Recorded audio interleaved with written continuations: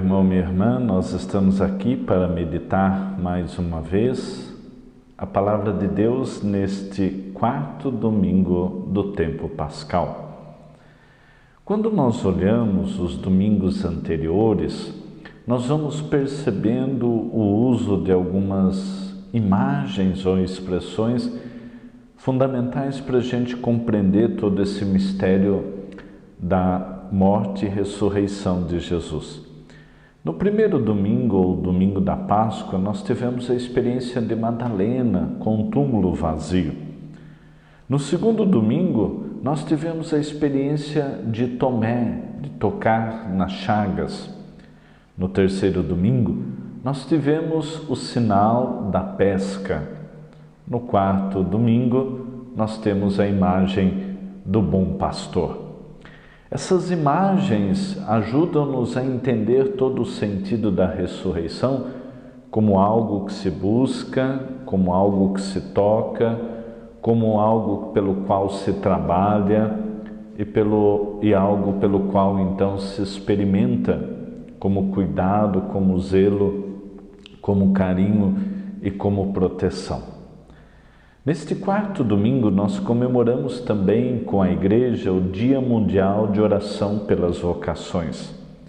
O Papa Francisco, a cada ano, envia-nos uma mensagem e neste ano ele fala de duas coisas importantes: a promessa e o risco. Ou seja, pensarmos e questionarmos qual é a promessa vocacional que Deus fez a cada um de nós. E como nós também buscamos e procuramos responder a este chamado do Senhor. O Papa diz e convida-nos a não sermos surdos ao chamado que o Senhor nos faz para uma vocação religiosa, sacerdotal, mas também a vocação familiar e também a vocação de ser cristão. Quando nós olhamos para as leituras de hoje, nós vamos perceber a riqueza das consequências do mistério da ressurreição.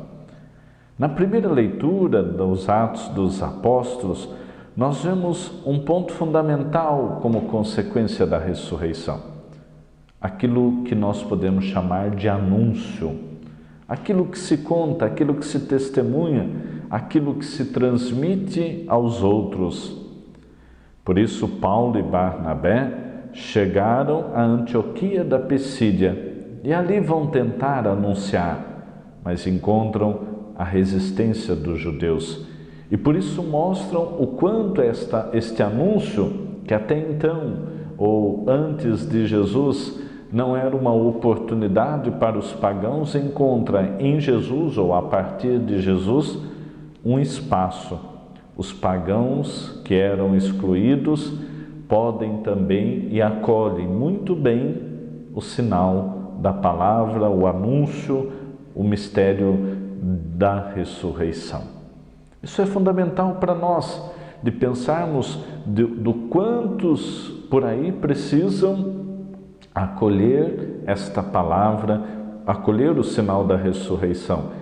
E nós que também estamos todos os domingos nas nossas celebrações, devemos quebrar tantas resistências que nos impedem de transformar a palavra muito mais do que algo que apenas se escuta, mas transformar a palavra em algo concreto, numa ação na nossa vida.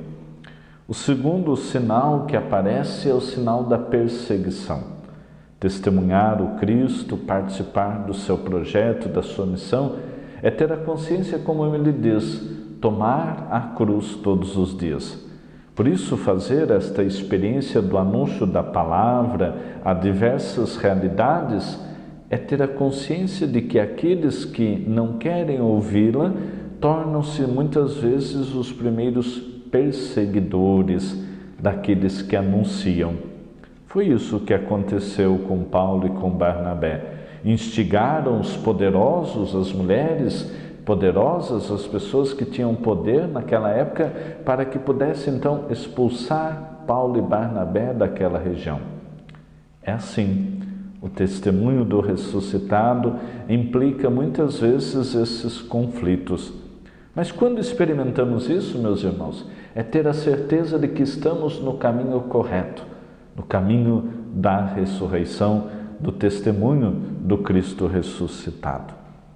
A outra grande experiência é de que todo esse trabalho, toda esta missão se dá pela ação do Espírito Santo.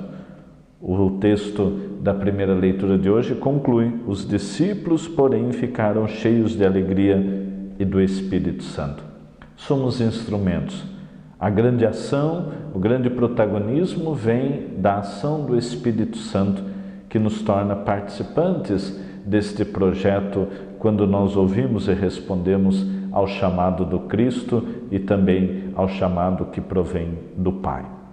Por isso, meus irmãos, quando nós olhamos para a segunda leitura deste domingo do livro do Apocalipse, nós vemos a visão da plenitude da vida eterna, daqueles que participam da glória de Deus, os mártires, aqueles que testemunharam a fé, aqueles que foram fiéis ou os fiéis, os santos, ou seja, aqueles que participam desta grande visão que é o grande desejo de cada um de nós.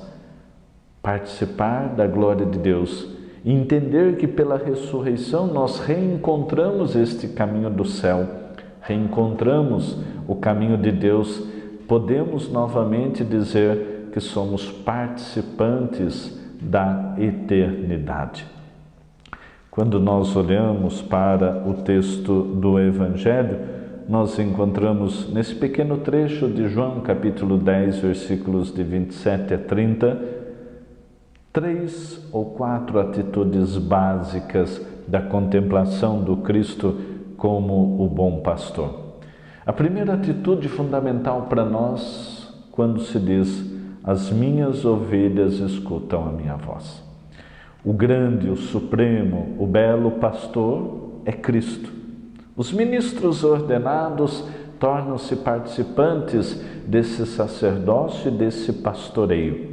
Por isso, quanto mais conseguem configurar sua vida, a vida do Cristo, podem, acima de tudo, transmitir a imagem do bom pastor, a imagem do Cristo.